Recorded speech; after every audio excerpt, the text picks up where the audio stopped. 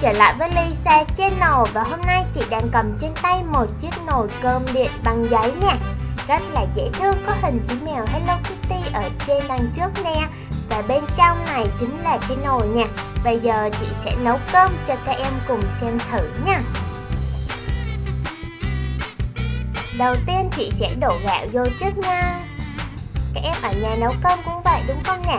Chúng ta sẽ lấy gạo, vo gạo rồi sau đó thêm nước và bỏ vào bên trong nồi và bắt đầu ấn nút đúng không nè? Các em nhớ là đừng quên ấn nút nha. Quên ấn nút là cơm sẽ không chín đâu nha. Và đợi một chút xíu thôi là bây giờ cơm của chúng ta đã có cơm rồi nè. Gạo của chúng ta đã chín thành cơm rồi. Bây giờ chị sẽ lấy phần cơm này ra bỏ vào trong một cái chén nhỏ nha. Trông rất là hấp dẫn đúng không nè?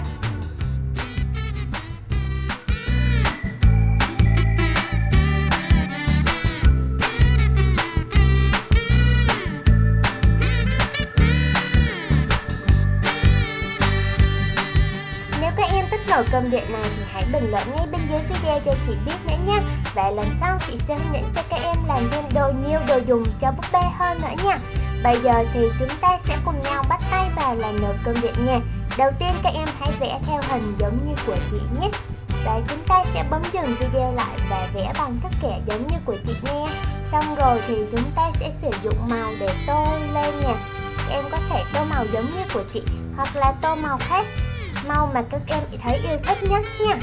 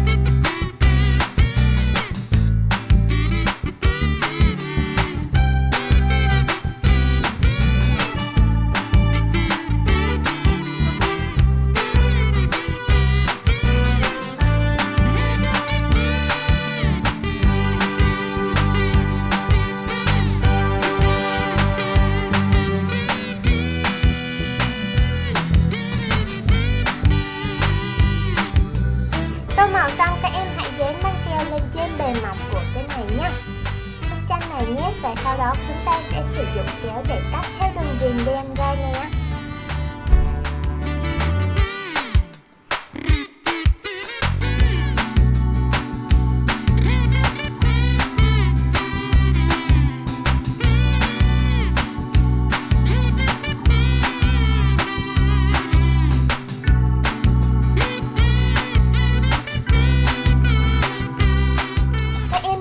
Chúng ta sẽ cắt cả đường tròn này nữa nhé.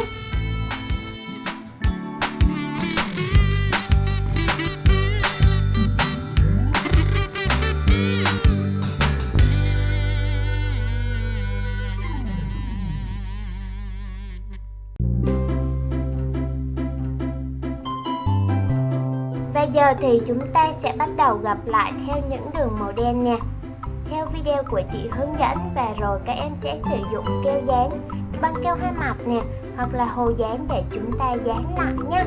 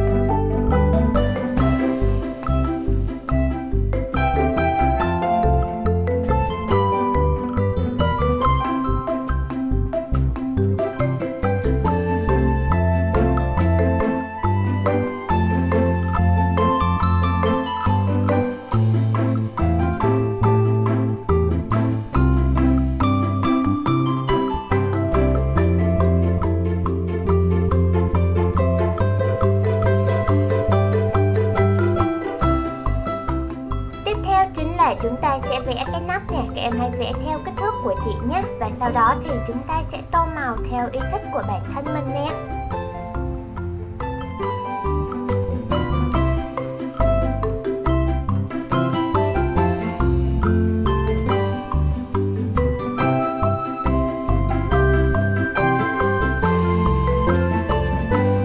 Các em cũng sẽ cắt đi hình tròn và 3 hình vuông này luôn nha.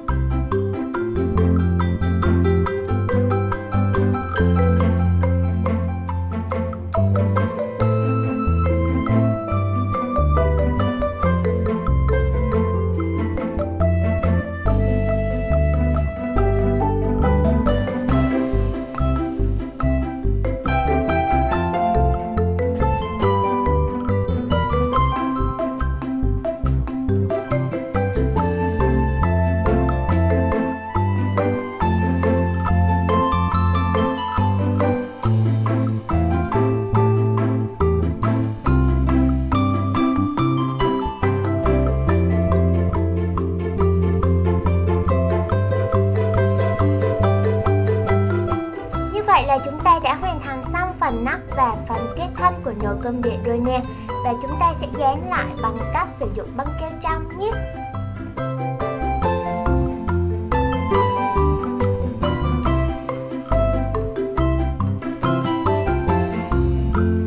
Và đây là kích thước của những cây nút ấn của nồi cơm điện nha các em.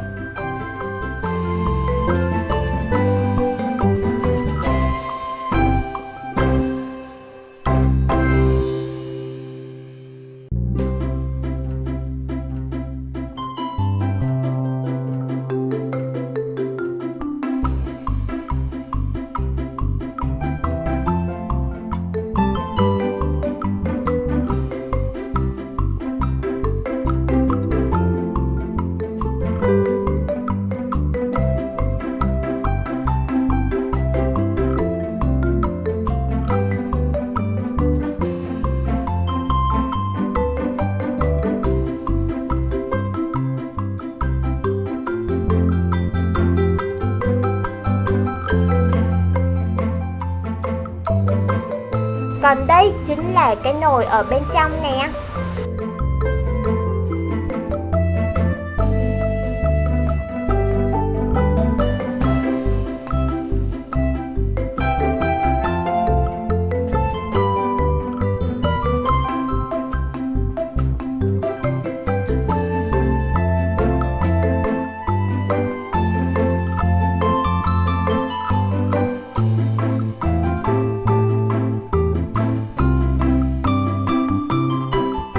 Và để làm phần cơm thì các em hãy sử dụng bịch bóng nha. Chúng ta sẽ vo tròn lại với nhau nè.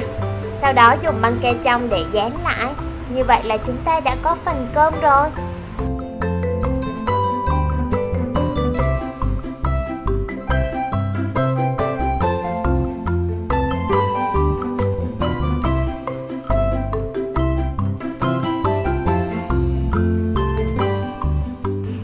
Xem xong video là các em đã hiểu cách làm rồi đúng không nè? Và bây giờ thì các em hãy làm thử nha. Nếu các bạn yêu thích kênh thì hãy nhanh tay đăng ký, like và share để ủng hộ kênh nhé.